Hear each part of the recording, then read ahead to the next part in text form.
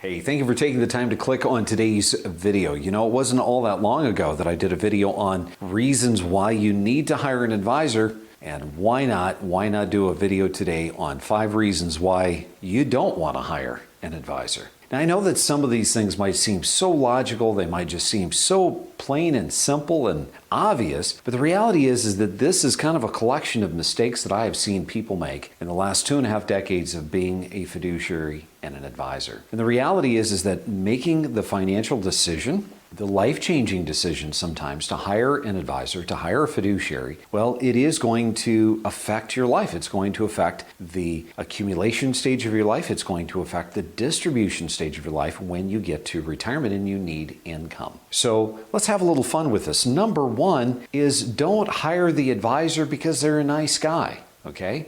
Or a nice gal. Okay? The reality is that yes, your ability of being likable to them and them being likable to you is a very important component. It is an important component. You're going to be with that person for potentially 2-3 decades. So it's something that's very important for consideration. But the reality is that you don't hire them because they're a nice guy. Now, I know that some of you are going to go, oh, that's disgusting. But think about it. Bernie Madoff was a nice guy. He was a nice guy. Everybody loved Bernie Madoff. Nobody would have ever thought that Bernie would have made off with the money, but he did. And so the reality is it's not as important about his personality as it is about his or her skill set. That's the reason that you hire that advisor. Number 2, he's been in business a long time. Now I'm going to have a little fun with this because the reality is that that is a good sign, right? If he's still in business 50 years after starting in the business, that's probably an excellent sign. If he's got that staying ability, he's obviously, or she, I have to get over that, very committed to the business. They're committed to their clients. That's a good thing. But you want to be careful to be thinking about age. Because you see, if your advisor is as old as you are and you're coming into retirement, what does that actually mean for you when you're in the most vulnerable stage of your life? You want to be thinking about that age. Generally speaking, I find that many of my clients, I'm in my late 40s, and many of my clients, they think that it's great that they're 15 or 20 years older than me because that means that I'm going to be able to see them through the rest of their retirement. And so it's an important component, yes, to find someone with a stellar reputation, someone who's truly committed to the industry and helping their clients, but you don't want to hire some old fogey that's going to die on you or retire and turn his practice over to some young buck when you're in the midst of the most vulnerable stage of your life. Number 3, friend or family. This can be disastrous. You know, I have seen so many instances of people that their nephew got into the business, their best friend got into the business, and I'm going to tell you that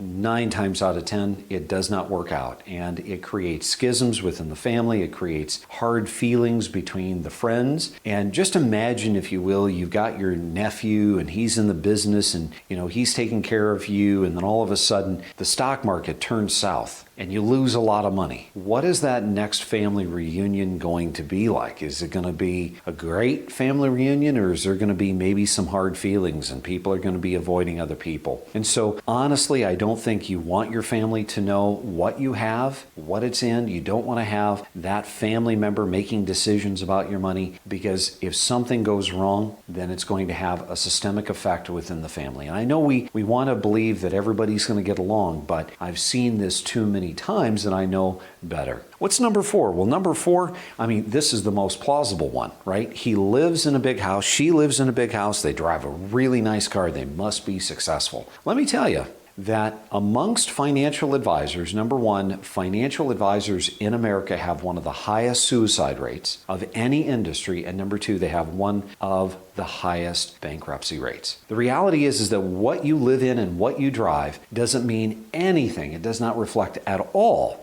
on your ability, your skill set when it comes to taking care of your clients, taking care of their money, making certain that they have the retirement of their dreams. Money buys things. But how is that money derived? Is that money derived, through scandalous business dealings? Is that money derived from honest business dealings? You don't know. And so you certainly don't want to hire an advisor because, gosh, he's got the perfect body, he lives in the perfect house, and he drives the perfect car. That is not the reason that you want to buy that person's services. You want to go through and you want to thoroughly vet them. You want to see what they do for other clients, and you want to make certain that it's not a cookie cutter organization, that they're actually taking the time and creating a custom portfolio that is specifically to you. If they walk in, or you walk in and they say, okay, we got portfolio A, portfolio B, portfolio C, take your purse, take your wallet, and run. Because they're generalizing. They're not doing anything custom for you. They're making their life very simple, and that simplicity is going to come at a cost, and generally it's you that's going to be paying that price. And then number 5, works for a nationwide chain. Now here's the thing. I sympathize with many people because we want to think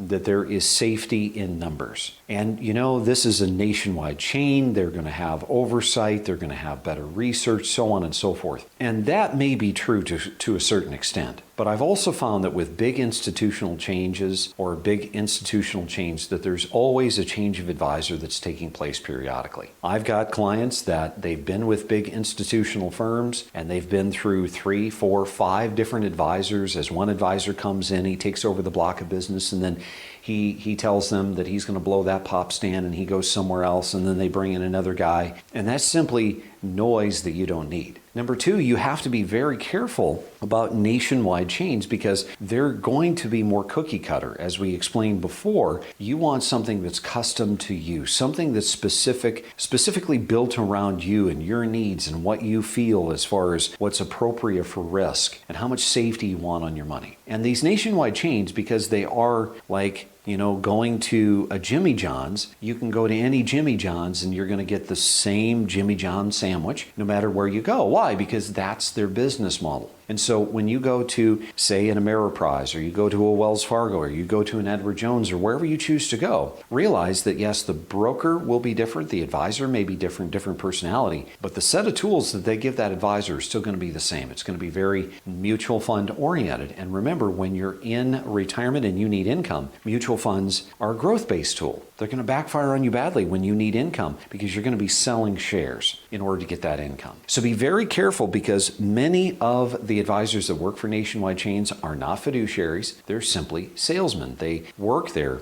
salaried, they're commissioned, they're going to be really representations of the company, and they're not going to have the equipment and the ideal tools for you as an independent fiduciary would have, where they have very little limitation. They have the entire scope of investments that are going to be available for you, thus giving you what is in your best interest, not that of the firms. So again, I hope today's video was somewhat lighthearted, but it kind of gave you a little bit of a snapshot. We as human beings can make some really silly decisions, and hopefully if you've been looking to hire an advisor, you're not hiring them based upon these 5 criteria, because that could be disastrous for you, for your spouse, for your retirement in general. Thanks so much for watching. If you like our little videos and we've earned your trust, I encourage you, hit that subscribe button and that little bell, and we'll remind you every time we have a video. Give us a thumbs up. That's always helpful. Comment down below if you liked the video, or if you had other ideas. Oh man, I've had a disaster. This is what not to do. Don't take my advice. I would also encourage you, share this with your friends. Your friends may be looking for an advisor, and maybe this will help them as well. And as I end every video, remember, it's up to you to make today a great day. Thanks so much for watching. I'm Matthew Johnson.